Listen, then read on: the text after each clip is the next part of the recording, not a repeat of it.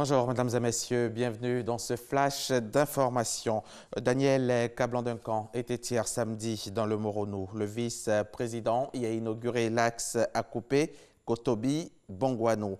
Longue de 58 km, cette route a été entièrement refaite grâce au C2D, le contrat de désendettement et de développement.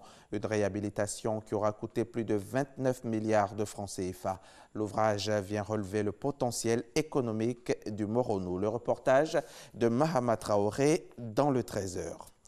À la suite de l'inauguration de l'axe Akupé, Kotobi, Bongouanou, les populations du Moronou ont tenu à dire merci au chef de l'État pour l'ensemble de ses actions de développement. Cela à travers une cérémonie d'hommage à laquelle a pris part le vice-président de la République. Le témoignage de Mahama Traoré. La réhabilitation de l'axe Akupé-Kotobi-Bongouanou vaut au président Alassane Ouattara l'hommage des populations du Moronou. Elles sont venues ce samedi à Bongouanou lui témoigner leur reconnaissance en présence du vice-président de la République, Daniel Kablan-Duncan. Aux côtés des populations du Moronou pour ce soutien, celle de la région voisine de Lamé. Mes chers parents, on ne mange pas goudron, mais le goudron fait manger, parce que sans le goudron, la nourriture n'arrivera pas dans nos maisons, dans nos contrées, et nous ne pourrons pas manger. Donc, chers parents, je vous dis, grâce au président de la République, nous avons le goudron, et le goudron fait manger. Ancienne boucle du cacao, le Moronou est en quête d'un nouvel envol économique. Grâce au président Alassane Ouattara, la région accueille sur ses terres le premier gisement de bauxite du pays. Selon son porte-parole Théophile Awandoli, l'espoir est donc permis.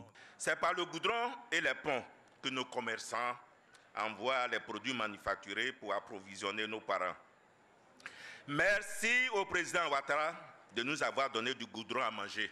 Monsieur le vice-président, la population du Moronou et de Lamé, par ma voix, vous prie de transmettre à son Excellence, M. Alassane Ouattara, notre immense gratitude pour cette belle route qu'il nous offre.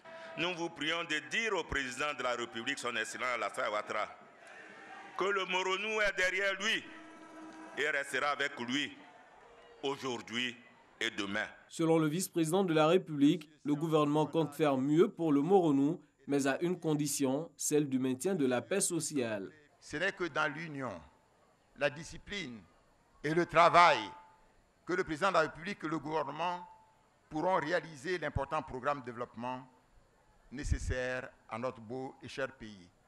Pour cela, je voudrais inviter à nouveau tous les enfants du Moronou à continuer à le soutenir, à faire en sorte qu'il puisse mener à bien sa politique destinée à apporter le bien-être à tous. Et Daniel Kablan-Duncan d'annoncer aux populations que le président Alassane Ouattara sera en visite d'État dans leur région en début d'année prochaine.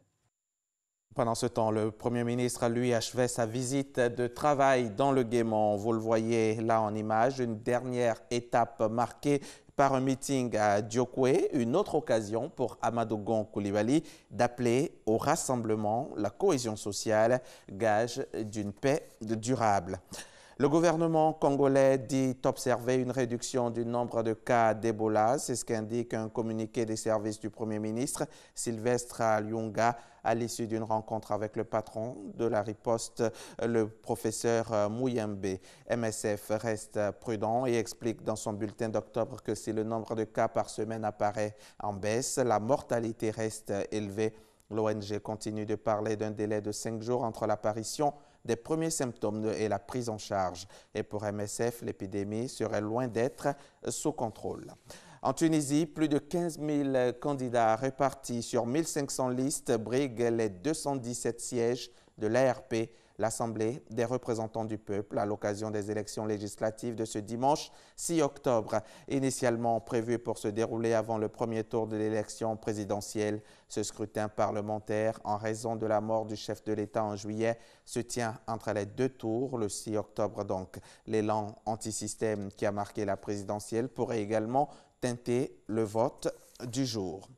C'est la fin de ce flash. Tout à l'heure, à 13 h, dans le cadre du magazine du dimanche, je recevrai le procureur de Bouaké. Avec lui, nous allons en savoir plus sur l'affaire Mangouajak. À tout à l'heure, 13 h sur RTI.